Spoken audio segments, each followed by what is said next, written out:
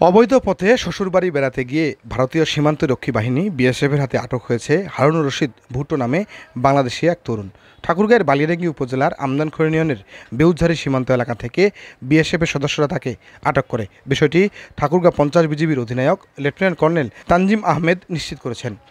আটক ওই তরুণ বালিয়াডাঙ্গি উপজেলার বড় পলাশবাড়ি ইউনিয়নের বাদামবাড়ি এলাকার খেরবাড়ি গ্রামের সুলতান আলীর ছেলে। স্থানীয়রা বলছে, দীর্ঘদিন ধরে চুরি ও মাদক ব্যবসার সাথে জড়িত আছে ওই তরুণ। বিজিবি জানায় 3 মাস আগে ভারতের এক মেয়েকে বিয়ে করেছে হারুনুর রশিদ ভুট্টো।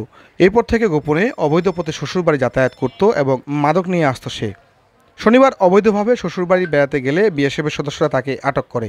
এরপরে ভারতে অনুপ্রবেশের অভিযোগে হারুনকে সে দেশের আইন অনুযায়ী পুলিশের কাছে হস্তান্তর করা হয়েছে বলে বিজিবিকে জানিয়েছে বিএসএফ।